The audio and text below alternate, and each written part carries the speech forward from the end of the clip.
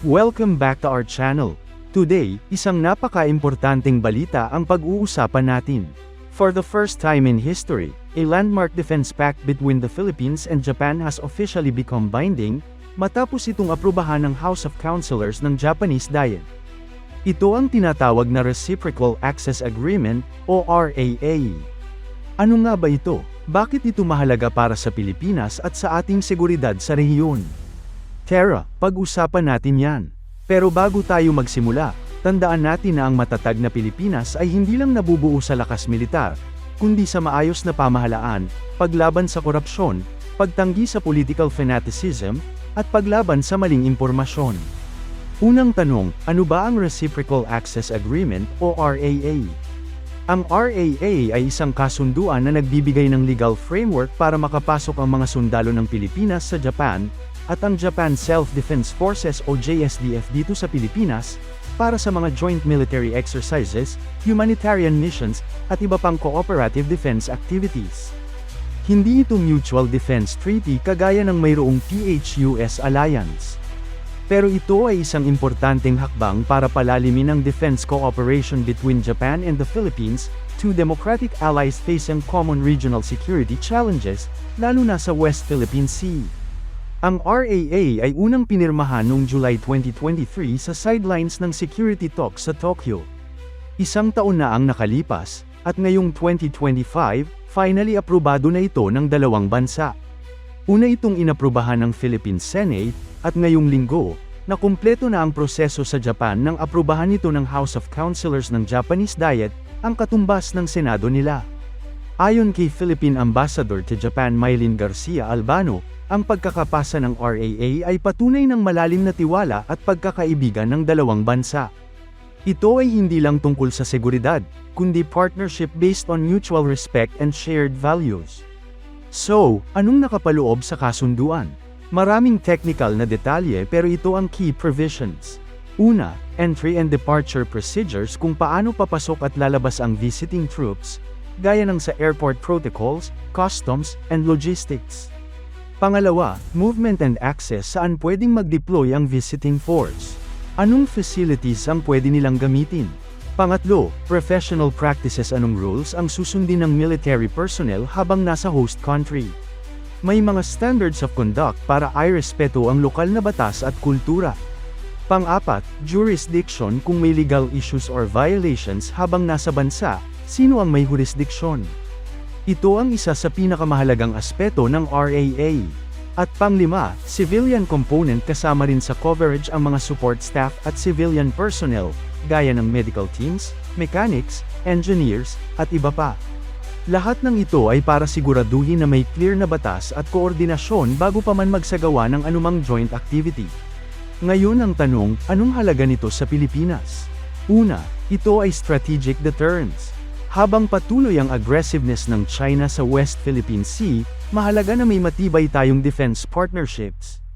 Ang Japan ay isa sa iilang bansang may malakas na maritime capability at commitment sa rules-based international order. Pangalawa, ito ay humanitarian and disaster response cooperation.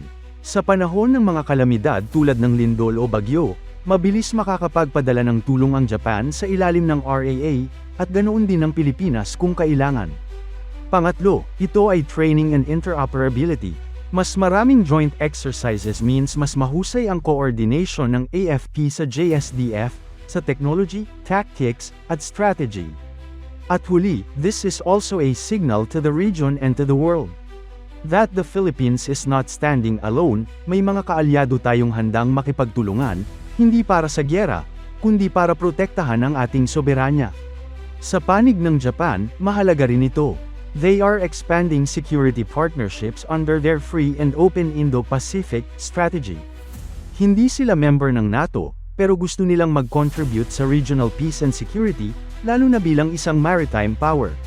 With similar agreements already in place with Australia and the UK, Philippines is only the third country sa Asia-Pacific na may ganitong kasunduan with Japan. This means, Japan sees the Philippines as a key partner sa region.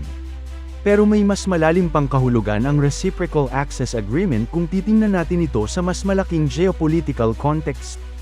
Alam nyo ba, sa kasalukuyan, maraming bansang bahagi ng Indo-Pacific ang unti-unting nagpapalalim ng kanilang defense cooperation. May tinatawag tayong Multilateral Defense Partnerships. Ito ay mga kasunduang hindi kailangan lahat ay kasali, pero pinapatatag ang ugnayan ng ilang piling bansa base sa shared security interests. Ang RAA ay isang halimbawa niyan.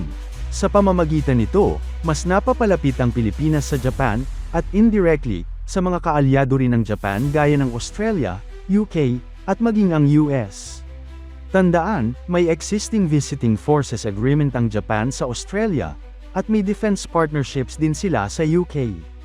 Kapag pinagsama-sama ito, nagkakaroon tayo ng network security, kung saan hindi lang tayo nakaasa sa isang bansa, kundi sa collective cooperation ng mga demokratikong bansa sa rehiyon. Pangalawa, this also opens up more opportunities for capability building. May mga posibilidad na sa ilalim ng mga joint activities, maaaring makakuha ang Pilipinas ng access sa Japanese defense technology, training programs, at logistics support. Tandaan natin, Japan is one of the most advanced defense technology countries in Asia, and they are slowly lifting restrictions sa export ng military equipment. At huwag natin kalimutan ang aspeto ng intelligence sharing. Sa panahon ngayon, information is power.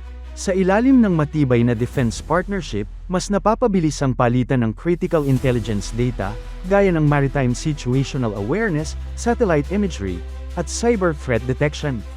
Mahalaga ito para sa Pilipinas na may napakalawak na karagatan at territorial waters.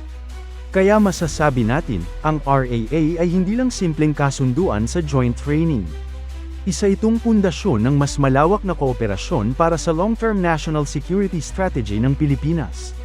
Sa panahon ng mabilis na pagbabago sa security landscape ng Indo-Pacific, kailangan natin ng mga kaalyado, at higit sa lahat, ng mga kasunduang may legal na bisa tulad nito.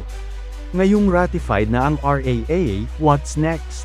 E-expect natin na mas lalawak ang joint military activities ng Pilipinas at Japan.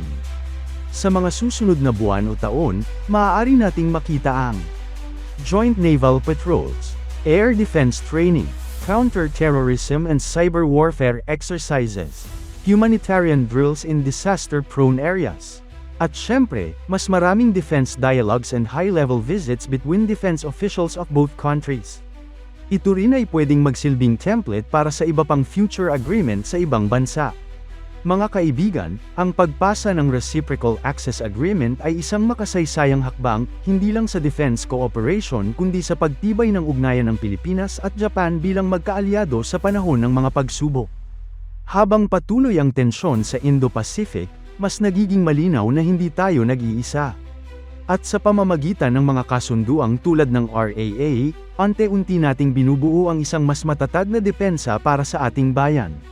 Don't forget to like, share, and subscribe kung gusto nyo ng mas maraming defense-related content na gaya nito. Maraming salamat sa panunood, at hanggang sa muli, mabuhay ang Pilipinas! Pilipinas!